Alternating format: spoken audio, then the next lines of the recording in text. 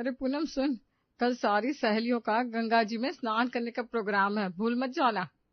अरे याद है मुझे, कोई पहली बार थोड़ी ना जा रहे हम लोग। जैसे लोग हर महीने किटी पार्टी करते हैं वैसे ही हम सारी सहेलियां हर महीने कहीं ना कहीं टूर पर जाते हैं। पिछले महीने अम्बे माता मंदिर गए थे और इस महीने गंगा जी जा रहे हैं। ठीक है ना? वो सब तो ठीक है, मैं बस तुझे याद दिला रही हूँ, क्योंकि नियम के मुताबिक कल सबके लिए रास्ते का खाना बनाकर तुझे लेकर आना है। अब अगर तू भूल गई तो हम सबको भूखा ही रहना पड़ जाएगा। अरे बेड़ा गर्क हो जाए उस आशा का। मेरा काम बढ़ाने वाली बातें तो इससे हर दम याद रहती है। मैं तो सोच कर बैठी थी बाद में बहाना बना दूंगी, मुझे याद ही नहीं था कि इस बार खाना बनाने की बारी मेरी है। लेकिन ये कमबख्त तो पहले ही हाथ धोकर पीछे पड़ जाती है।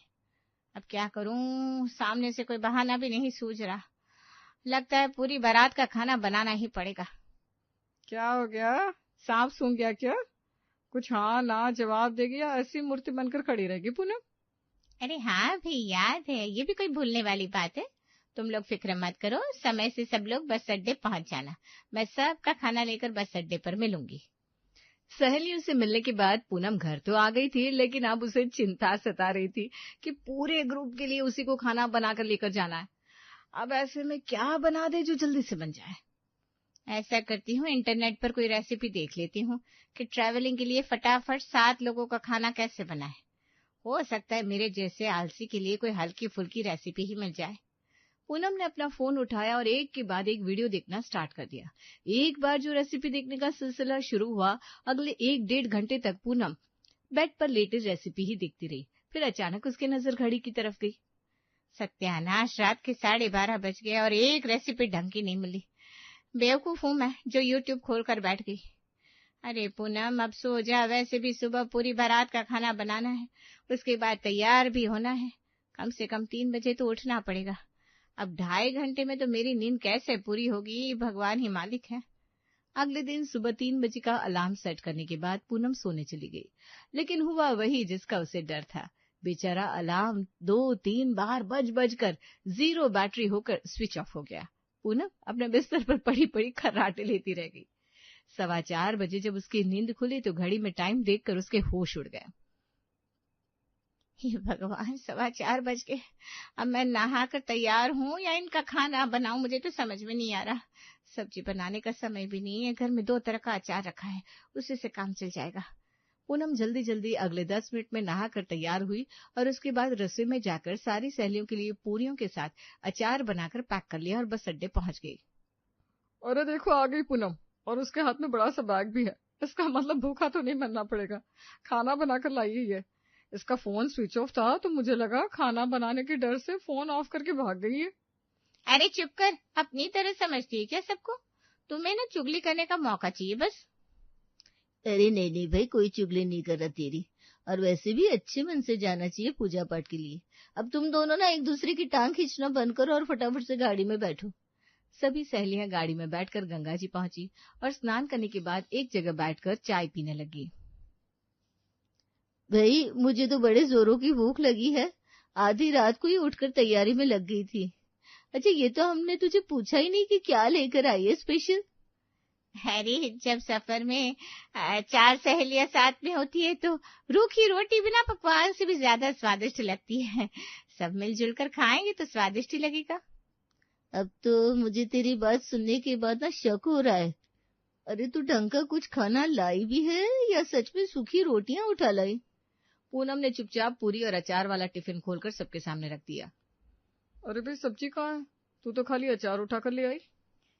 अरे सब्जी पूरी तो हमेशा ही खाते हो ना। ये मेरे हाथ का मिक्स वेजिटेबल का स्पेशल अचार खाकर देखो, कल रात को ही बनाया मैंने। इंस्टेंट अचार बोलते इसे।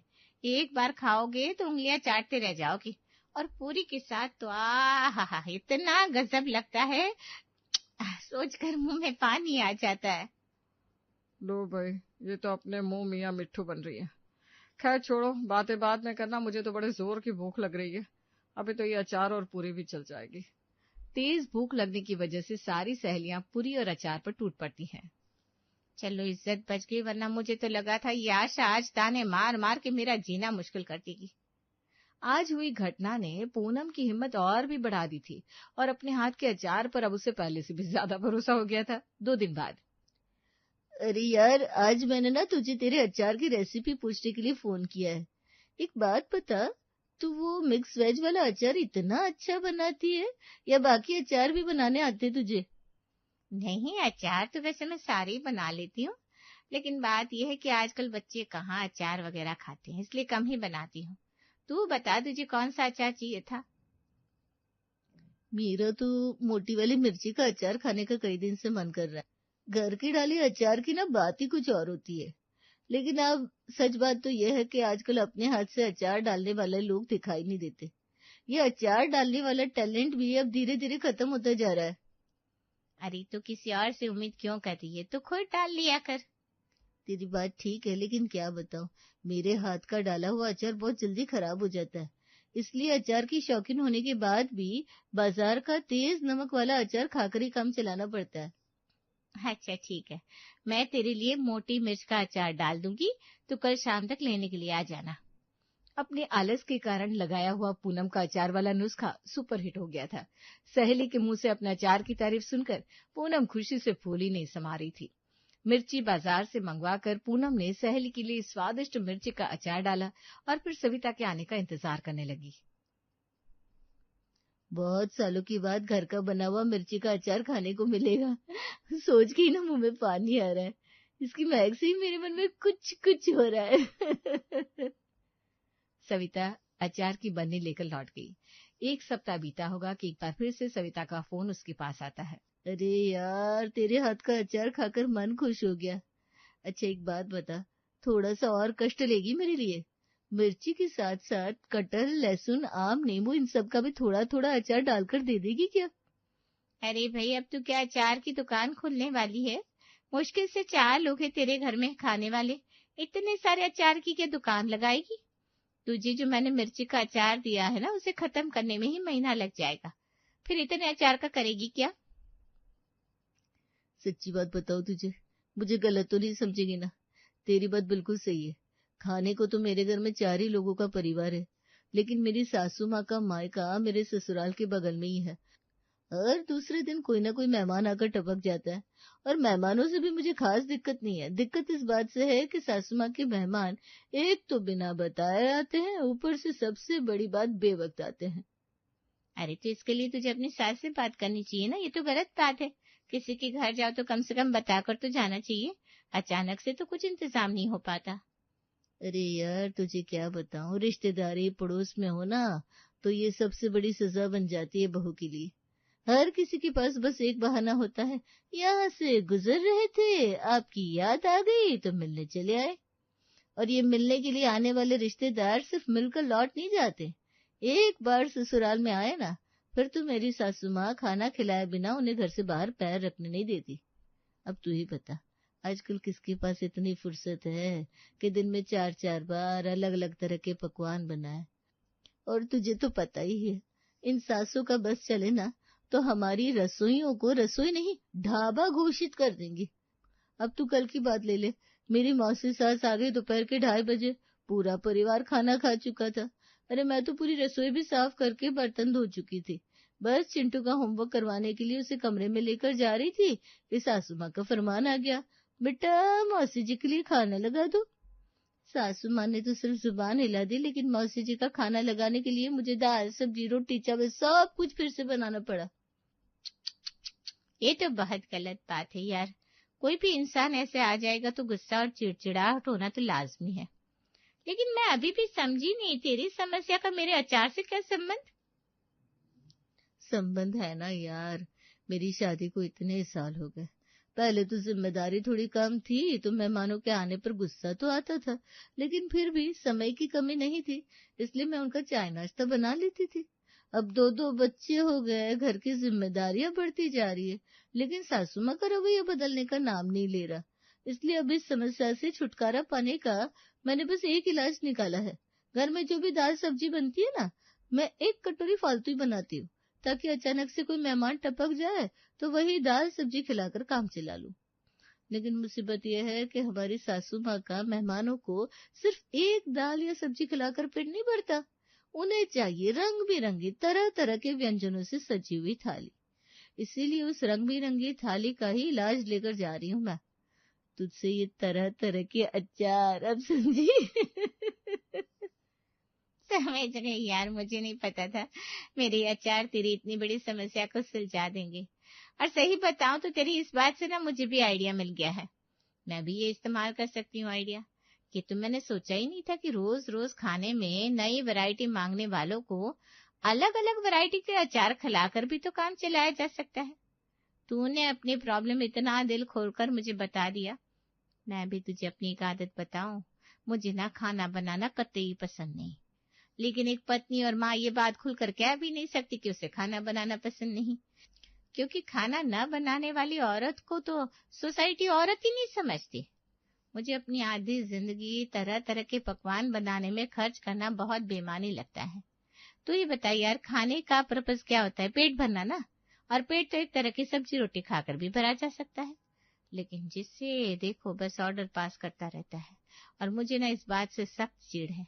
मैंने ये मिक्स वेज वाला इंस्टेंट अचार उस दिन इसीलिए बनाया था क्योंकि मेरा खाना बनाने का बिल्कुल भी मन नहीं था। एक तो ये अचार एक बार बनाने के बाद कई दिनों तक चल जाता है, और अचार पूरी पराठे सबके साथ स्वादिष्ट भी लगता है। अब अगर सब्जी बनाने का मन ना भी कर रहा हो ना, तो चुपचाप दाल के साथ अचार दे दो, सब बिना कुछ बोले खाना खा लेते हैं। और मैं भी इसी बात का फायदा उठाने के लिए अचार बनाकर रख देती हूँ। सविता को तरह तरह के अचार बनाकर देते हुए पूनम ने अपने लिए भी तरह तरह के अचार बनाकर तैयार कर लिए थे, और अब उसे सोच लिया था कि वो दिन का 4 घंटा रसोई में खड़े होकर सबके लिए अलग अलग तरह के पकवान बनाने में वेस्ट नहीं करने वाली। जिसको ज्यादा वैरायटी खाने का मन हो वो वैरायटी के अचार खाकर अपनी भूख मिटा ले। कुछ दिन बाद, मम्मा खाने में क्या बना है? बहुत थक गई ऑफिस में, जल्दी से खाना लगाओ ना। आलू मटर की सब्जी है, मैं कुछ इम्पोर्टेंट काम कर रही हूँ, तुम खा लो। अरे मम्मा क्या है ये सब? आलू मटर सुबह भी खाया था, अब इस टाइम फिर से आलू मटर, क्या लॉजिक इस बात का? बेटा, इस बात का लॉजिक यही है कि तुम्हारे लिए दिन भर तरह तरह के पकवान बनाने के अलावा भी 365 काम होते हैं मेरे पास, और उन्हें करने के लिए भगवान ने मुझे 25 घंटे का दिन तो दिया ही नहीं है। इसी 24 घंटे के दिन में मुझे सारे काम निपटाने होते हैं।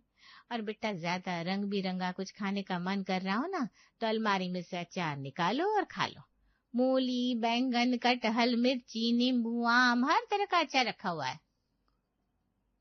अरे भाग्यवान, क्या हो गया? क्यों मुंह टेढ़ा करके बैठी है तुम्हारी बेटी?